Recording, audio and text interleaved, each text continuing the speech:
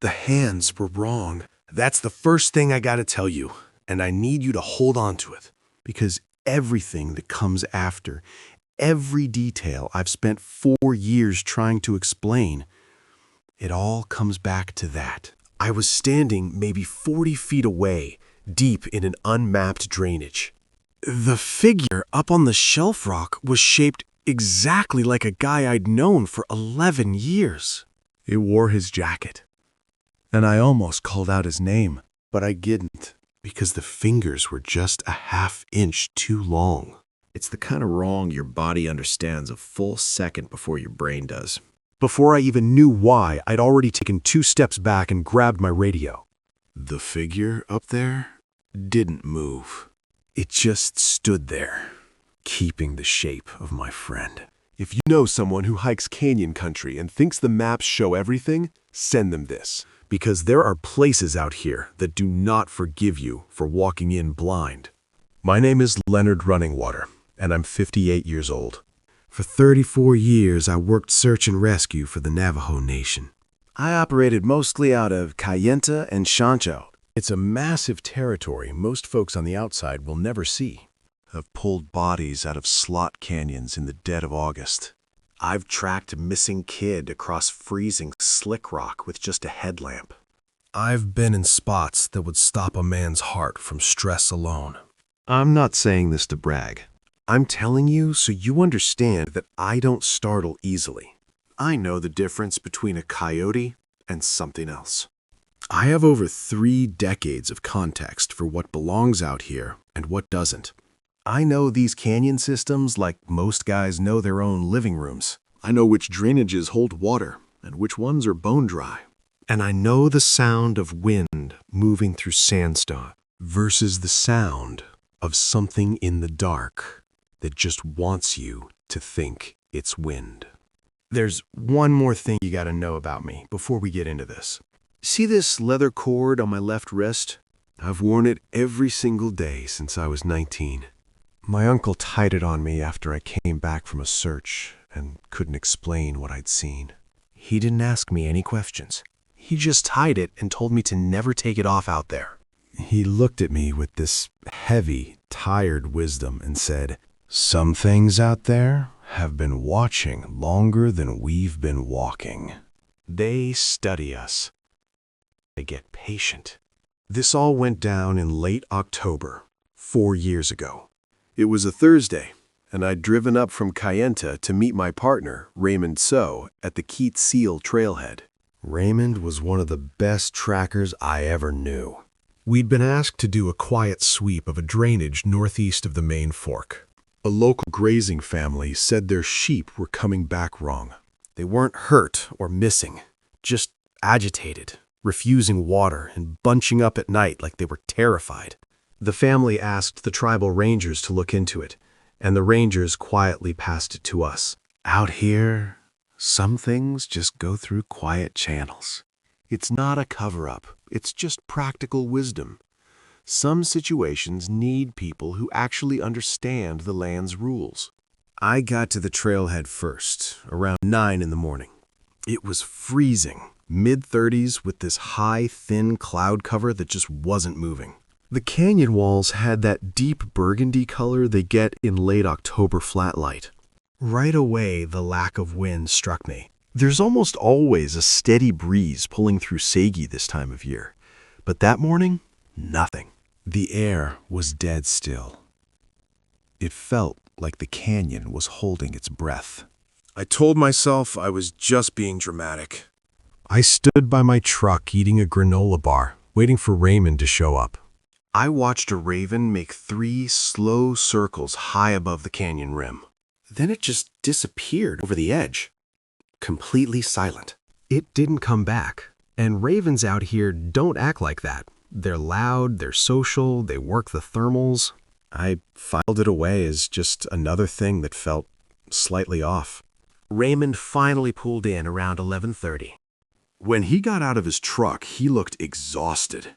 He had this heavy look, like he hadn't slept in days for reasons he couldn't quite explain. I asked if he was all right, and he said he'd been hearing things near the tree line outside his house. His cattle dog, a tough dog that tracked mountain lions, was suddenly refusing to go out after dark. He said it real flat. We both knew what that meant, even if we didn't say it. We geared up and headed into the canyon. The first couple of hours were pretty normal as we followed the main drainage northeast. We were walking into country that maybe sees a handful of people a year. The first couple hours were pretty quiet. We followed the main drainage northeast, past the Keat Seal closure, heading off the marked trails. The walls really start to close in right there, dropping from 300 yards wide down to maybe 50. The light changes character once you get deep in that corridor. It feels older, heavier somehow. You can see ancient markings on the sandstone, old offerings of ochre and pollen baked right into the rock. Raymond grew up near here, and he walked it with this quiet, deep respect. We found the first wrong thing around 2 in the afternoon. We hit this section of the drainage floor where the sand is incredibly fine. It's the kind of dirt that takes a perfect impression. And there was a trail cutting right across it. I've got 34 years of tracking experience under my belt. I can identify the track of every single animal native to the Colorado Plateau. Bear, mountain lion, coyote, you name it. But I had to take a long, hard look at these. They were bipedal impressions. Roughly human in shape, but they were slightly longer than my own foot. And I wear a size 11. It definitely wasn't any animal I knew. The weight distribution was all wrong. The toes dug in way too deep, like someone running, but the stride was just a normal walk, and the toes were spread unnaturally far apart. It looked like something had studied a human foot and just kinda guessed at the rest. Raymond crouched over them for a long time. He didn't say a word. I didn't either. We just looked at each other, and then back down at the sand. We both knew what we were looking at wasn't right. Finally, Raymond stood up and looked down the drainage, right in the direction the tracks were heading. He was totally calm about it. He just quietly said we should mark the spot, take some pictures before we lost the light, and keep moving. So I pulled out my camera and started photographing the tracks. I took a bunch of shots from different angles, trying to capture how weird the weight distribution was. I was so focused on the ground, I wasn't really looking up at the walls. When I finished, Raymond was already walking again. But he changed how he was moving. He was walking at a slight diagonal, moving laterally across the drainage. It's an old trick to make yourself harder to track. I didn't ask questions. I just started doing it too. We found the second thing about an hour later. It was tucked into an alcove on the eastern canyon wall. Just a shallow overhang, maybe 20 feet above the drainage floor. Raymond spotted it first and just stopped dead in his tracks. I came up right beside him to see what he was looking at. There was a natural rock ledge leading up to it.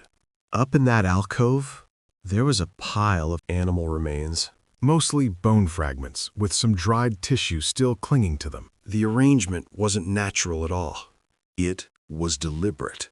Not like a person making a display, and definitely not any ceremonial setup I'd ever seen. It looked exactly like the way a large predator caches its kills over time. There were at least 4 different animals in that pile. I could make out the partial skull of a coyote and the leg bones of a mule deer. All of them were stripped completely clean and bone dry. That meant they'd been sitting there for months. I'd thought about that grazing family's sheep acting wrong. I thought about Raymond's dog refusing to go outside after dark. And I thought about those tracks we'd just found in the sand. My mind went straight back to my uncle, 39 years ago. He told me that some things out there have been watching longer than we've been walking. He said they study us, and they get patient. The light was starting to drop fast. Canyon country loses its sun early in late October, and that flat cloud cover was only getting thicker. We had maybe 90 minutes before we'd be forced to use our headlamps. We were 2 miles deep into a drainage that's tough to navigate even in broad daylight. Raymond and I talked it over quietly. The responsible call was to mark our GPS coordinates and head back. We figured we'd file a full report in the morning and come back with a bigger crew. It was the only smart play. So, we turned around and started the long walk back to the trailhead. We started back. This is the part I have to be careful about telling. My brain has gone back over it so many times. The light dropped fast. I was focused on my footing, looking down more than I was looking up. Raymond was about 15 feet ahead of me. The sound started as we passed the section where we'd found the tracks. It came from the eastern wall, down near the ground. It was low and rhythmic. At first, my brain categorized it as wind moving through a crack in the rock. Except, there was no wind. There had been no wind all day. I stopped walking. Raymond stopped walking. We stood there in the drainage for a long moment. Then, the sound stopped. The silence that followed wasn't just an absence of sound. It was a silence that had texture. Chilling realization. The kind of silence that means something is paying very close attention to you. I tried the radio. I couldn't raise the tribal ranger dispatch. I tried twice and got static both times. That's not unusual in a deep drainage. The canyon walls do what they do to radio signals. But the timing of it sat in my chest in a very specific way. Raymond turned and looked at me. He didn't say anything. He looked at me the way a man looks when he's performing calm for a reason. We both understood exactly what was happening. We didn't need to say it out loud. Because the sound had started again. Only this time, it wasn't just on one side. It was coming from both sides of the drainage now. Whatever it was moving with us. We moved. We didn't run. Running in a drainage near dark is how you break an ankle. Neither of us was going to be carried out of Sagi Canyon. We clicked our headlamps on and moved at a controlled fast walk. We stayed close to each other. We watched the ground and the walls, in the rotation you develop over decades. We didn't speak. Raymond's breathing was even, and mine was even. We were professionals, and we weren't panicking. But the sound was keeping pace with us. It was moving in perfect rhythm with our footsteps. When we slowed down, it slowed down. When we sped up, it sped up. It wasn't chasing us. A chase has an end, a point where the distance closes. Chilling realization. This wasn't closing the distance. It was maintaining it with the precision of something that had done this before. It wanted us to know it was there, without triggering a response it wasn't ready for. I've thought about that word for 4 years. Ready. It was pacing us, waiting for something. We were maybe 800 meters from the trailhead fork. I could just start to see the wider opening of the main canyon in the beam ahead. We were maybe 800 meters from the trailhead fork. I could see the wider opening ahead. And then Raymond stopped. He stopped without warning. No hand signal, no word. I nearly walked right into his back. I caught myself and I looked at it. His face was wrong. I don't have a better word for it. His shoulders, which had been forward all afternoon, were slightly too far forward. His posture had this eerie quality of approximation, like something had been watching the way Raymond held his body. He got it mostly right, but just wrong enough for me to catch. I didn't say his name. My hand was on my radio before my brain even assembled the thought. Then it turned toward me. I want to be honest about what my mind allowed me to take in. The face was Raymond's face at that distance. The proportions were Raymond's proportions. The jacket was his jacket. It stood in his exact stance. When it turned toward me, I almost called his name. My brain was saying, this is your colleague, your nerves are just fried. This is Raymond So. But my body did not agree with my brain. My body had already taken 2 steps back. My body had already put my hand on the radio. My body had already looked at the hands. The hands were wrong. The fingers were too long. Not grotesquely, not like a movie monster, just a ½ inch too long. Maybe 3/4. They tapered in a way that was not human. It's the kind of wrong your eye catches before your brain does. The kind your body understands a full second before you do. In that second, my body made a decision my brain was still arguing against. I looked at the hands. I held my headlamp steady on them. And the thing that was shaped like Raymond So looked at where I was looking. It understood that I had seen. What it did then, I've never gotten right when trying to describe it. It didn't lunge. It didn't threaten. It went still in a way that was not stillness. It was preparing. I don't know for what. I called out to the real Raymond, wherever he was out there in the dark. I used his name, and I told him I was heading back to the trailhead. I made sure I was loud enough for him to hear me. And then I just walked. I didn't run, because running in a dark drainage is how you break an ankle. I kept my headlamp pointed straight ahead and moved fast. I didn't look over my shoulder for a solid 200 meters. And when I finally did turn around, the drainage behind me was completely empty. The thing was just gone. The sounds moving along the walls had vanished too.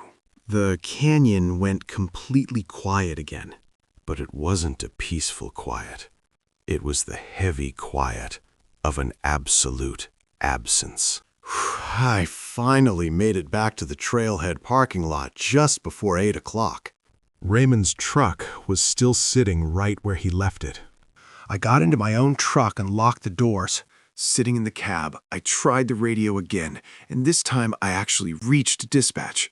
I asked them to try and raise Raymond on Channel 6. They tried for 11 agonizing minutes.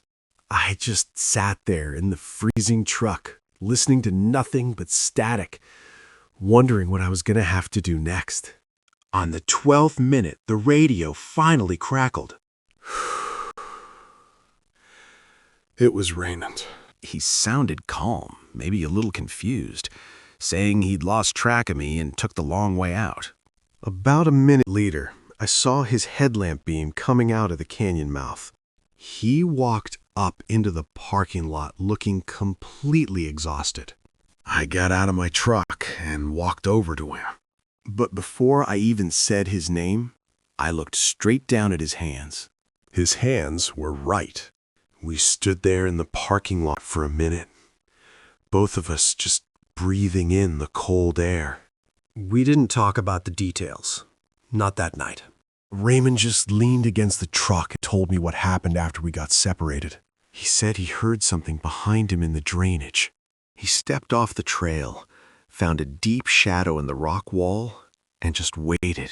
He stood there for 20 minutes, completely still, barely even breathing. He said while he was hiding, something walked right past him in the dark. He told me it was working very hard at being shaped like a person, and it was moving straight toward where I had been. He said it moved like it knew exactly where it was going. We just stood there, looking at the canyon off. We both knew how close it had been. I filed a report the next morning. It went to a specific desk, not into the standard system. They told me it was noted and that the drainage would be flagged. I asked questions, but I got answers that weren't really answers. Raymond retired 8 months after that night. Say, this is a real warning. He lives out in Shanto now, and he absolutely does not go into canyon country after dark. We talked about it exactly once. He told me that thing has been out there a long time. Chilling memory. He said it knows the shapes of people who come through, and it keeps them. I haven't been back to Segi Canyon since. I've driven past the trailhead twice in broad daylight, and both times, I just kept driving. There's one more thing. About 6 weeks later, I finally felt steady enough to look through the photos I took that afternoon. I was looking at the pictures of those strange tracks in the sand. I took 7 pictures of the tracks from different angles. But in the very last photograph, the one I took right before we started walking again, I noticed something in the upper left corner. There was a shadow on the canyon wall behind the tracks. I didn't see it when I took the picture. But it was shaped exactly like a person standing on a ledge. It was watching us. I've looked at that photograph a long time. The shadow is the exact same height as Raymond. It was watching us take pictures of its tracks. Chilling realization. It wasn't disturbed by this. It was patient. Say, serious warning. Do not go into the drainage northeast of the Cheggy Fork. Not in late autumn. Not in the early morning, when the shadows haven't yet resolved into shapes you can trust. Not if you're alone. Not even if you're with people.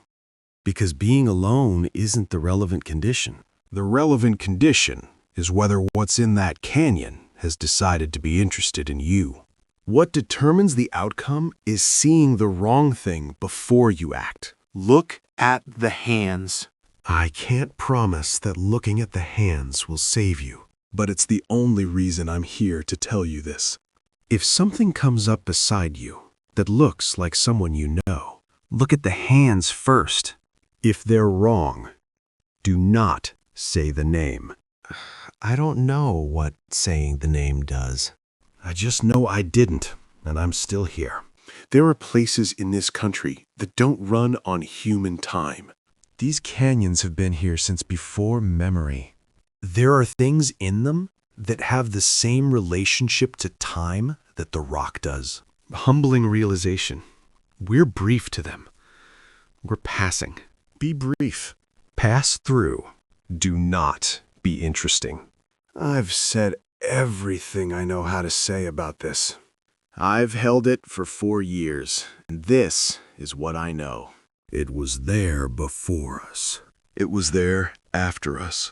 And it knew our shapes before we even arrived.